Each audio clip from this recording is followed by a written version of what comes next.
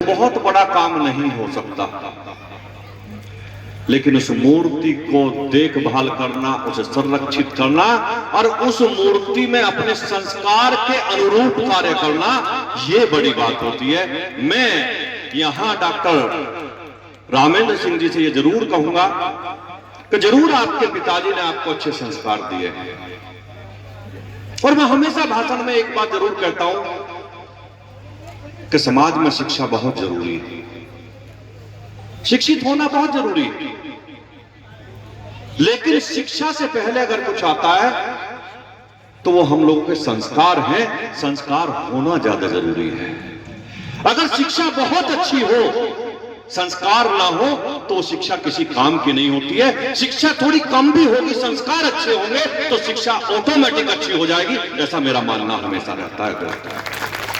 और यहां हमारी माताएं बहनें बैठी है, गांव देहात से और दूर से आए हुए गणमान्य लोग बैठे हैं। उन सबके बीच में कहना चाहता हूं कि हम लोगों को रामेंद्र सिंह जी ने मूर्ति लगाई, ये प्रेरणा का विषय भी है। हम लोगों को मां बाप की सेवा करनी चाहिए, बच्चों को मां बाप की सेवा करनी चाहिए। आज के बच्चे मां बाप को समय देना नहीं चाहते, दूरी बनाकर रखना चाहते हैं, वो होना नहीं चाहिए। जब समाज में इस तरीके के काम होते रहेंगे तो दूसरे लोग भी कहेंगे कि रामेंद्र सिंह ने अपने पिताजी की सेवा करी है और मरणोपरांत भी उनकी आज उनके नाम को बढ़ाने का काम कर रहे हैं, तो हम भी इसी काम को करेंगे। हमें भी अपने मां बाप की सेवा करनी, हमें भी अपने मां बाप का नाम बढ़ाना है। मैं एक बार फिर डॉक्टर रामेंद्र सिंह जी को बहुत बहुत धन्यवाद देता हूं कि आपने अभी बताया। रामेंद्र सिंह जी ने कहा कि मैं जब कार्यक्रम देना था आप लोग मेरे पास से गए, मुझे 3 दिन पहले से किसी ने कहा था, मेरे पीए ने कहा कि बरेली से कुछ लोग एक कार्यक्रम लेना चाहते हैं। मैंने कहा यार एकदम कार्यक्रम तो नहीं दिया जा सकता, क्योंकि समय ऐसा, जबकि डेट भी मुझे नहीं बताई थी। मैंने कहा समय शादी ब्याह का रहता है, कन्यादान का रहता है, सभी का जाना होता है और बरेली कई घंटे का रास्ता है, शायद मेरे लिए मुश्किल हो जाएगा। अच्छा, भागम भाग थोड़ा ज्यादा रहता हूं, कल गोरखपुर था, उससे पहले दिन बनारस था, इस तरीके से हर जिले में भागम भाग रहता हूं तो थोड़ा समय वैसे भी कम रहता है। लेकिन जब डॉक्टर रामेंद्र और उनके साथी मेरे साथ पास पहुंचे और इन्होंने मुझसे कहा कि 3 तारीख का प्रोग्राम है, मैंने कहा प्रोग्राम क्या है, प्रोग्राम बताइए।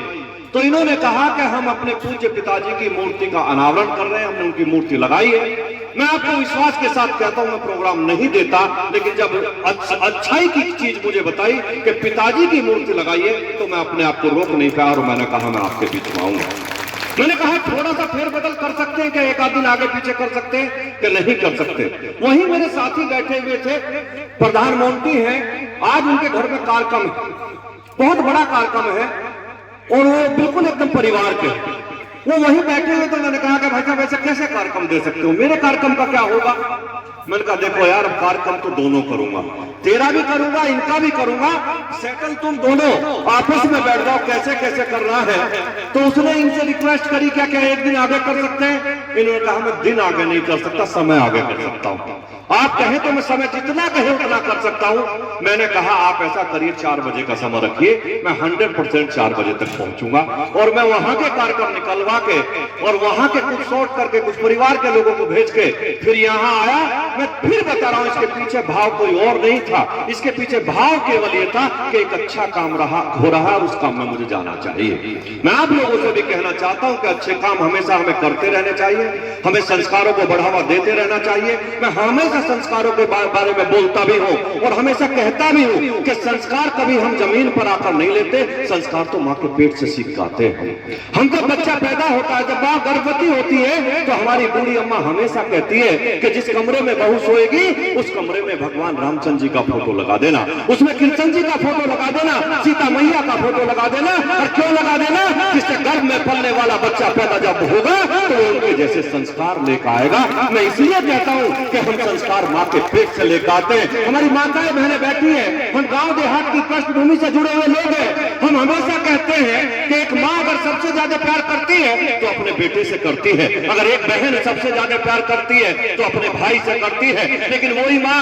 वही बहन जब पहली तत्ती तवे पर रोटी डाल रही हो, वो भाई भूखा रो रहा हो, वो बेटा भूखा रो रहा हो और वो वो कह रहा हो कि माँ भूख लगी है रोटी चाहिए, बहन भूख लगी है रोटी चाहिए, तो मुझे नहीं लगता मेरी माँ बहन उसे पहली रोटी देती है। कहती है प्यार तुझसे ज्यादा करती हो, लेकिन पहली रोटी मेरी गाय माता के लिए जाएगी। ये हम लोगों के संस्कार है दोस्तों, ये संस्कार है जो हमारे माँ के गर्भ से लेकर हम आगे लेकर आते हैं। तो दुनिया में बहुत घूमा हूं, बहुत जगह गया हूं, ये जरूर है जब समाज की लड़ाई लड़ते लड़ते ऐसा बहुत समय आया कि मुझे 8 साल के करीब तो किसी देश ने वीजा नहीं दिया, सबने मेरा वीजा बैन कर दिया कि चंगेज सोम हमारे देश में नहीं आ सकता।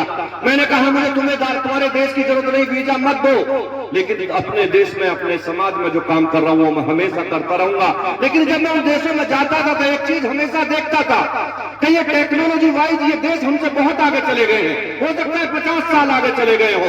इनकी सड़कें बहुत अच्छी है, इनमें इलेक्ट्रिक व्यवस्था बहुत अच्छी है, इनमें बहुत कुछ अच्छा हो सकता है। लेकिन आज भी मेरी भारत माता है जो इनसे हजारों साल आगे है, और वो मेरे संस्कार है वो इनके अंदर कभी नहीं आ सकते, वो हम हजारों साल आगे होंगे। दोस्तों मैं आप लोगों से कहना चाहता हूं कि बच्चों में संस्कार दीजिए, बच्चों को पढ़ाइए, उन्हें संस्कार दीजिए, उन्हें सुबह उठाकर बताइए कि माँ बाप के पैर छूने चाहिए, गुरुओं का सम्मान करना चाहिए, बड़ों का सम्मान करना चाहिए। इसलिए मैं हमेशा कहता हूं कि संस्कारवान बनना, समाज को संस्कार देना, ये हम सबकी जिम्मेदारी होती है। ये मंच पे भाषण देकर चले जाए और उन पर काम न करे, किसी का मतलब नहीं होता। मैं हमेशा जाता हूँ, राम कथाओं में जाता हूँ, गाँव में कथा होती रहती है उनमें जाता रहता हूँ, मैं हमेशा बोलता हूं इन कथाओं का कोई मतलब नहीं होता साहब, कथा सुनने का कोई मतलब नहीं है जब तक उस कथा का कुछ अंश हम अपने अंदर लागू ना करें। अगर कथा में सुन के हम ये ना देखें कि छोटा भाई बड़े का सम्मान कैसे करता है, लक्ष्मण जी ने 14 साल अपने भाई के लिए वनों में काट दिए, ये सम्मान देखना चाहिए। सीता माँ का जो त्याग किया वो देखना चाहिए, और एक बेटे ने अपने बाप के लिए, अपने बाप के वचन के लिए वन में जाना उचित समझा, लेकिन उनकी बात काटना उचित नहीं समझा। ये संस्कार अपने बीच में हमें डालने चाहिए, उन कथाओं से हमें लेकर जाना चाहिए, और उन कथाओं में हमेशा हम इसलिए कहते हैं कि ये कथा होती रहनी चाहिए, ये सारी चीज होती रहेंगी तो हम अपने बच्चों को जो संस्कार है उन्हें आगे बढ़ाने का, उनके हैंड ओवर करने का काम करते रहेंगे। मैं आप लोगों से बहुत ज्यादा समय आज नहीं लूंगा, कोई राजनीतिक मंच नहीं है, बहुत राजनीतिक बात भी नहीं करूंगा, लेकिन इतना जरूर कहूंगा दोस्तों कि आज समाज में एक होने की बहुत जरूरत है। और जब मैं समाज की बात करता हूं तो मैं एक जाति की नहीं, मैं 36 जातियों की बात करता हूं। आपका एक होना जरूरी है, और मैं हमेशा कहता हूं क्षत्रिय समाज के लोग भी बैठे हैं, दूसरे समाज के लोग भी बैठे हैं, मैं एक बात जरूर कहता हूं कि समाज का इकट्ठा होना बहुत जरूरी है, समाज में एकजुट होना जरूरी है। हम जब जब बटे हैं तब तब कटे हैं, हम जब जब बटे हैं तब तब कटे हैं। दोस्तों मैं आप लोगों से कहना चाहता हूं कि आगे ये कटने की नौबत ना आए, इसलिए इकट्ठा रहना जरूरत है। आगे कोई संबल ना हो पाए, कोई मुजफ्फरनगर ना हो पाए, और दोस्तों आने वाले 30 साल के बाद यहाँ बांग्लादेश ना हो पाए, ये इस सब की जरूरत है, इसलिए इकट्ठा रहने की जरूरत है। अभी कई दिन से मैं टीवी पर डिबेट देख रहा हूँ, बहुत ज्ञानी लोग बैठते हैं, बहुत ज्ञानी बात करते हैं, लेकिन साहब मैं उन ज्ञानियों की बात से सहमत नहीं होता। बहुत लोग कहते हैं कि बच्चों की संख्या बढ़नी चाहिए, बहुत लोग कहते हैं बच्चों की संख्या कम होनी चाहिए। एक अजीब टाइप की डिबेट चल रही है, टीवी पर चल रही है, लेकिन मैं पूछना एक बात चाहता हूँ, जो सत्यता है उसे क्यों नहीं कहना चाहते? अरे एक वर्ग की आबादी बढ़ रही है, हमारी घट रही है, सच्चाई ये है, मानना ये चाहिए दोस्तों। जिस तरीके से एक वर्ग की आबादी बढ़ती जा रही है, इस देश में राम और रहीम का जो फर्क होता जा रहा है, उसे महसूस करने की जरूरत है। मैं आप लोगों से कहना चाहता हूं कि एक रहिए, मजबूत रहिए, और देश और समाज की जहां बात आ जाए, अगर गर्दन भी कट जाए तो पीछे मत हटिए। इस हेतु में कहता हूं आप लोगों से, मैं आप लोगों के बीच में एक ही बात कहना चाहता हूं कि आज क्या स्थिति है बांग्लादेश में, क्या हुआ संभल में? अरे संभल में जामा मस्जिद आज जो कही जाती है, क्या वो मंदिर नहीं था? सब जानते हैं, वो लोग भी जानते हैं। बाबर उनका बाप था, बाबर हमारी छूती के बराबर नहीं था, लेकिन बाबर नामे में भी लिखा हुआ कि यहाँ मंदिर को तोड़कर मस्जिद बनाई गई।